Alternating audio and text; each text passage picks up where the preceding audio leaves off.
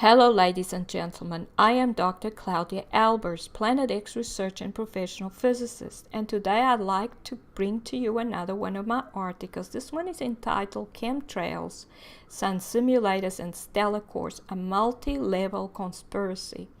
Now, chemtrails have become a part of our world. Almost every single day, people living in the United States and most other countries in the world, if they happen to look up at the sky, will see that the sky is covered with clouds that form ugly straight lines and grid patterns. And we see some of these here, a square grid pattern formed by straight line clouds. And we see in the satellite image these straight line clouds that obviously not natural. So they may also see these man-made clouds starting to form as chemtrails spraying craft across the sky. And these leave behind a double white line, which some people would like to believe is just a harmless jet contrail. However, instead of disappearing within a few minutes, these white lines spread across the sky and turn into an opaque screen covering up the sun, the blue sky, and anything else that may otherwise have been visible up there. Sometimes, however, they turn into a bluish haze, in which case the sky looks blue but not a clear blue, as the atmosphere will still contain large amounts of particulates. The sky will thus have a semblance of being clear blue, but it will be hazy. The haze does not allow clear visibility through the atmosphere, and we can see that in the difference in these two images. This is a blue chemtrail, and it spreads to make up what is a blue but hazy sky, and here is a white chemtrail which spreads to become a white straight line cloud. Now, Scott Stevens, who is a meteorologist and weatherman, believes that the chemtrail phenomenon could be a clandestine operation by the government to allow the effects of global warming through the reduction of the amount of sunlight reaching the Earth. He believes that cloud simulation by adding cloud condensation nuclei to the atmosphere is a feasible and low-cost option, capable of being used to mitigate any quantity of carbon dioxide being introduced into the atmosphere through the burning of fossil fuels. However, the planes used to spray the atmosphere would burn so much fossil fuel in order to fly the endless missions that the program would add much more carbon dioxide than the artificial cloud cover could ever hope to make up for in terms of reflected sunlight back into space. This indicates that the idea that chemtrails are supposed to help with the global warming problem is a deception. In addition, if chemtrails are being used to counteract global warming, then we would have to assume there is absolutely nothing wrong with the sun and that it is expected to continue to shine as normal in order for the global warming to continue to take place. But then why would we need a global sun simulation system? The evidence that the system exists and that it is capable of not only simulating the sun but also the moon and the other planets and is overwhelming, and I've detailed that in these articles. Article 165, Sun Simulator, Irrefutable Evidence. Article 151, the Blood Red Moon Simulator, 30,000 feet. Article 166, Sun Simulator and Lens System. Also, the amount of UVC radiation reaching the Earth's surface was measured to be 0 in 2002, whilst in 2017 and 2018 it was measured to be more than what arrives at the top of the atmosphere. And that's detailed in Article 204. Now, this indicates that the source of the UVC radiation has to be within the Earth's atmosphere. What possible source of UVC radiation could exist within the Earth's atmosphere? The only logical explanation is that a light source which emits UVC radiation is in the atmosphere.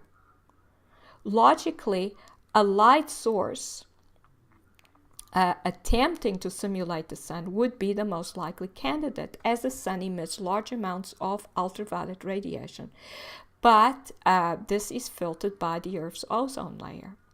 So the conclusion that there must be a light source imitating the sun in the Earth's atmosphere, which is therefore emitting UVC radiation, agrees with the evidence that, or other evidence, which I show here, and that is diverging lines coming from clouds. And these are beams of light that form diverging lines of light coming through holes in clouds. Now, if the sun was the source of this light, then these light beams would all be parallel to each other. The sun is at infinity. It's very far away. So whatever light comes from the sun forms parallel beams. So we would see beams that would be parallel to each other coming through these clouds if they had originated with the sun. But the fact that they diverge means that the source has to be close. It has to be in the atmosphere. If we follow the dashed lines, we see that they intersect just above the cloud cover. And this then points to the position, or the approximate position of the light source. It must be close. It must be in the Earth's atmosphere. Now, the father of the H-bomb, Edward Teller, seems to have come up with a plan to use chemtrail warfare. And he outlined a proposal in 1997 to use aircraft to scatter millions of tons of electrically conductive metallic materials in order to reduce global warming and reflect ultraviolet radiation. And it was shortly after this presentation that aircraft started spreading aerosols in the world's skies and changing them. But how can there be any global warming when the evidence is clear that the sun is getting weaker? And I've detailed that in article 118. Solar activity declining independent of the solar cycle. Is the sun dying?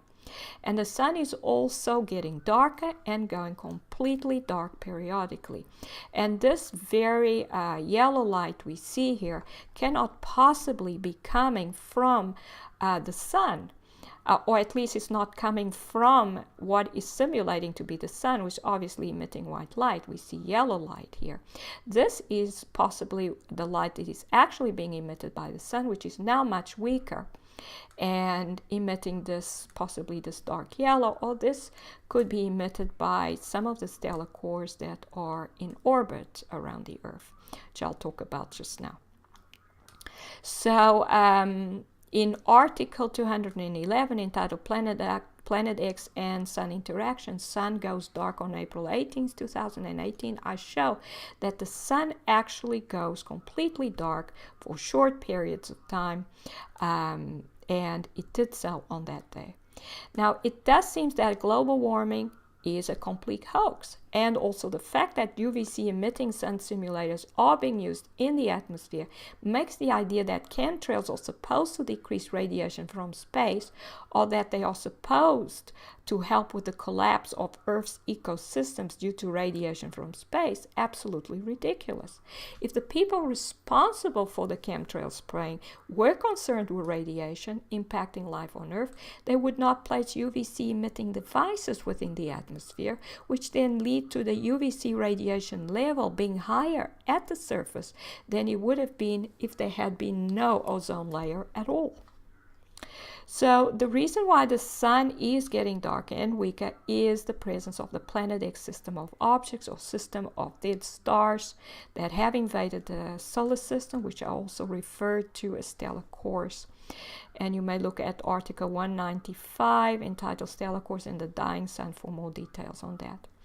Now, these objects are attracted to the sun and can often be observed in the sun's corona. We see one of them here, as one of the smaller ones. This one is about half the size of Jupiter.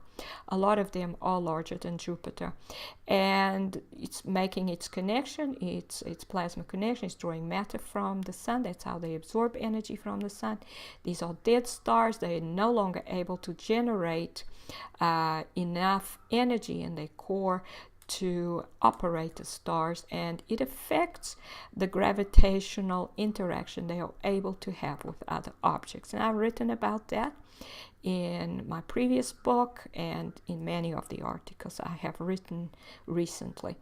Now, stellar cores make plasma connection with the sun, as you saw there, and they absorb matter from it. These objects are also attracted to the planets, and it's likely that all planets in the solar system have captured some of these. There is evidence that the Earth has captured some, as detailed in article 188, what is causing the ocean to recede all over the world. These objects start emitting light after they have absorbed a certain amount of energy from their host body, and it's likely that one of the primary goals of the chemtrail program and some simulators is to hide the presence of these objects from the Earth's population, as well as their effects on the sun and the Earth. And I detail in article 216 entitled Rainbows, Fire Rainbows, and Circumhorizon Arcs some of what is being done to produce these rainbow type effects in the sky artificially in order to hide objects that are most likely therefore to be emitting bright colors of light, and therefore these effects are supposed to hide them. So in conclusion, there seems to be a multi-level deception going on. The first line of deception seems to be denial. When that no longer works, the second line of deception is that it is in some way beneficial to the planet or to life upon it. But this is clearly not possible. Chemtrails are being used in conjunction with sun simulators. I wrote chemtrails there, but I mean sun simulators, in order to deceive the Earth's population, which is thus and yet another level of deception, and indicates that the puppet masters running this planet are conspiring against the Earth's population. This is Dr. Claudia Albers, Planet X physicist. Thank you for watching.